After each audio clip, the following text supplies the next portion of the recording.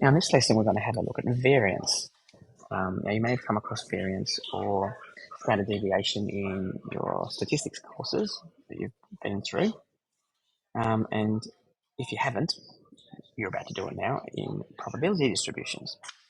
So in general, variance is a measure of spread about the centre. Now there are different ways of measuring the centre.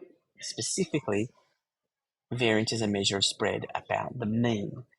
And if you remember from our previous lessons, the expected value of a probability distribution acts as the mean of that distribution. So we're looking at a measure of spread of the probability distribution about its expected value. And a reminder, we call it E of X for expected value, or we use the notation for mean, which is the Greek lowercase letter mu. It's like a U with a tail on it like that. That's the Greek letter mu. Okay, so what does all this mean? Let's have a look at the notation. The notation is sigma squared, so that's an O with a little tail on it. It's the Greek letter lowercase sigma. And sigma squared is how we write variance, and I'll explain why later. Or we can write var of x like that. You need to know both notations because you could be given either notation, and your graphics display calculator uses sigma. So you need to know that it means that.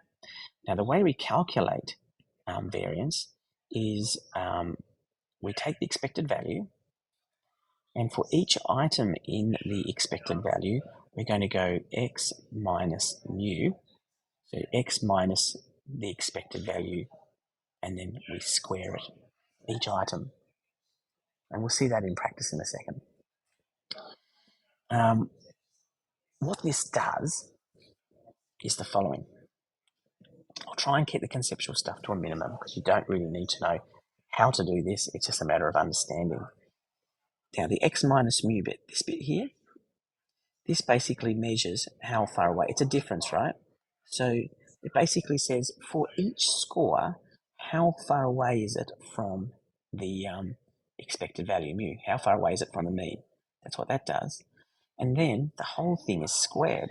Now the reason why we square it is because effectively, if there's a small difference between the value and the mean, then that gets accentuated. Like if it was a 0.01 difference, then if we square it, we get an even smaller number. So small differences get minimized and big differences get accentuated, and so we get a strong sense of how far away these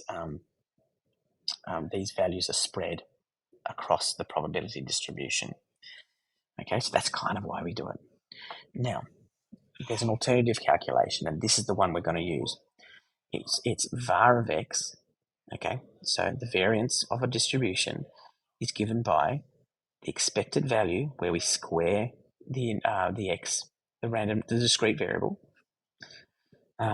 minus, and then we take e of x, the expected value, and square it.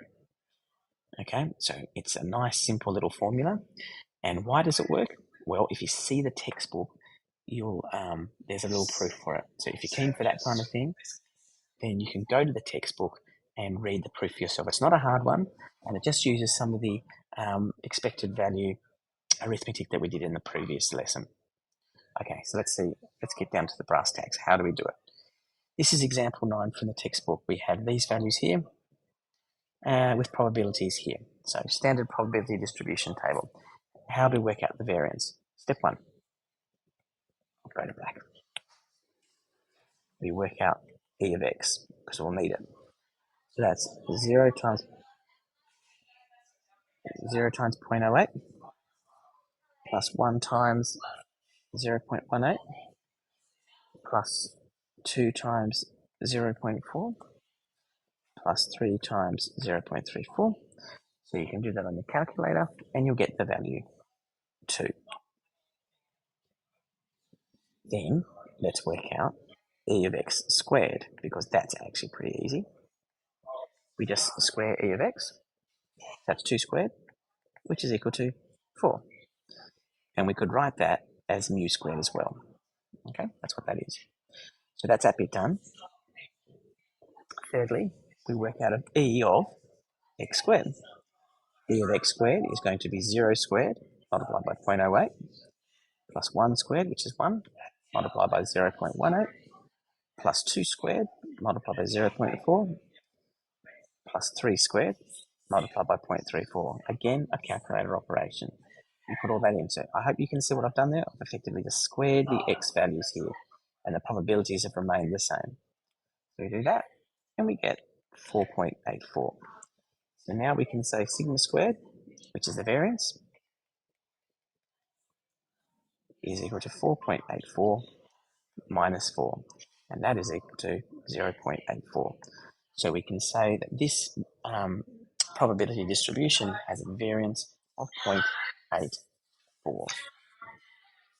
Okay, nearly through.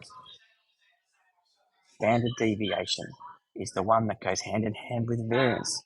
There's a very simple link between the two. What standard deviation does is it returns the measure of the spread back to the same unit as x, as the discrete random variable, sorry. Okay, so variance squares it squares x, and so it goes from, for example, meters to meters squared, and so the standard deviation square roots it to get it back into the same unit. Okay, so the notation is as follows: sigma and SD of x, standard deviation of x. And the calculation is really simple. If you've got the variance, which is, remember, sigma squared, then the standard deviation is just the square root of sigma squared, and that gets us to sigma, which is the notation for standard deviation. So it all goes hand in hand. So from example 19, I'll keep that zoomed out now, we had a variance of 0.84.